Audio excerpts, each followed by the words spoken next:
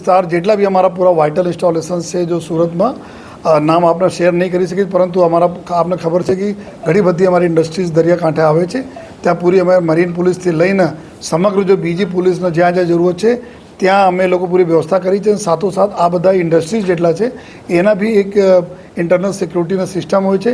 એના ગઈકાલથી એના સાથે જો એક્ટિવેટ કરવામાં આવેલા છે. આ લોકોનો ટીમ હોય, એન્ટી ડ્રોન વગેરે જો બી ઓપરેશન કરવાનો હોય, તમામ ચીજો પ્લેસમાં કરવામાં આવેલી છે. સર, ખાસ કરીને મોટી જે ઇન્ડસ્ટ્રીઓ આવી છે તેમાં ખાસ કરીને કઈ રીતે સિક્યુરિટી વધારવામાં આવશે? મોટી ઇન્ડસ્ટ્રીઝ બી આજે આપણા એક્સરસાઇઝમાં જો જોડાઈ રહી છે.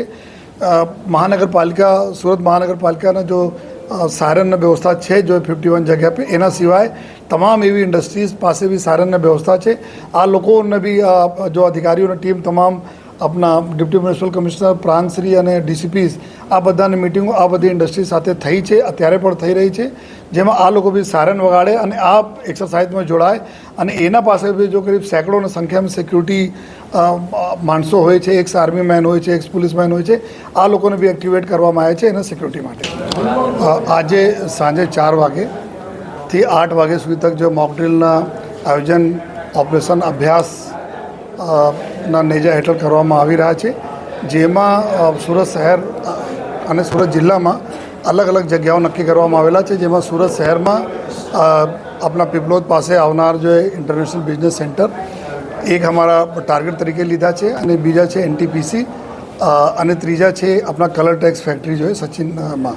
તો આ 3 જગ્યા અહીંયા થવાના છે, જેમાં 4 વાગે જ્યારે જો એર રેડના સાયરન વાગશે જો એના પછી જો ટીમો જો પૂરી એક્સરસાઇઝ કરશે રેસ્ક્યુ માટે જો ઇવેક્યુએશન કરવા માટે જો ફાયર ફાઇટરની ગાડીઓ, મેડિકલની ગાડીઓ, આ તમામ જો એક વોર ટાઈમને જો પ્રિપરેશન માટે જરૂરત છે ત્યાં અલગ અલગ ટીમો કરશે. તમામ જો કલેક્ટરશ્રી, મ્યુનિસિપલ કમિશનરશ્રી અને પોલીસની ટીમો અલગ અલગ જગ્યાઓ ઉપર જો રહેશે જો અને સમગ્ર જો વ્યવસ્થાઓનું સંચાલન કરશે.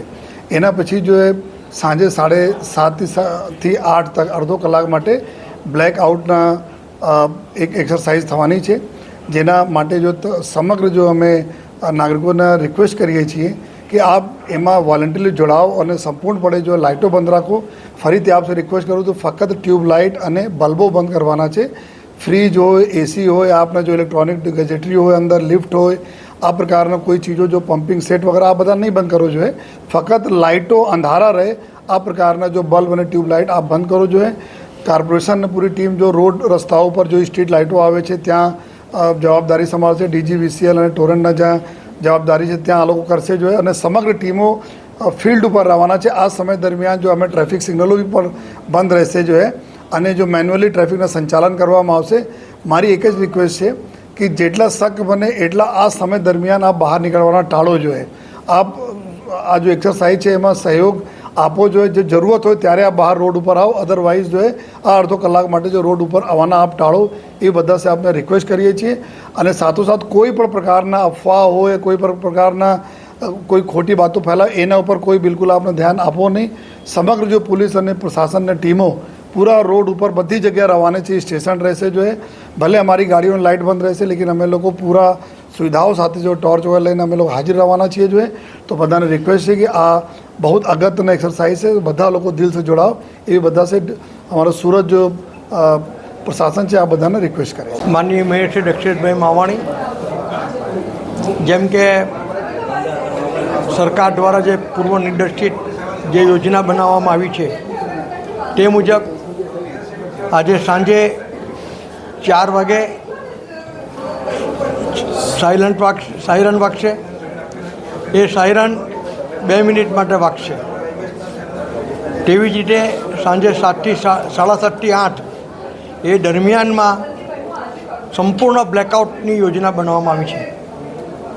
આ જે યોજના છે તેમાં સૌ નાગરિકોને વિનંતી છે કે પોતાના ઘરની ટ્યુબલાઇટ બંધ રાખે. ઇન્ડસ્ટ્રીવાળાને પણ વિનંતી છે કે પોતાની ત્યાં ટ્યુબલાઇટ બંધ રાખે. આંતરિક જે સંસાધનો છે ટીવી, ફ્રીજ વગેરે ભલે ચાલુ રહેતા.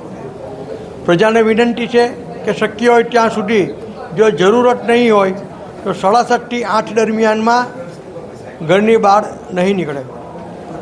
લોકોએ જરાક પણ વ્યથિત કે વિચલિત થવાની જરૂર નથી. આ માત્ર એક સરકારના યોજનાના ભાગરૂપ છે. કશું પણ પેનિક કરવાની જરૂર નથી કે કોઈ પણ પ્રકારની અફવાઓથી મિસગાઈડ થવાની જરૂર નથી. ભારત દેશ સંપૂર્ણ રીતે સજ્જ છે કોઈપણ ચુનૌતીને, કોઈપણ પડકારને મળવા માટે. આ માત્ર સરકારી કાર્યક્રમ છે, જે યોજના છે એના એક ભાગરૂપ છે.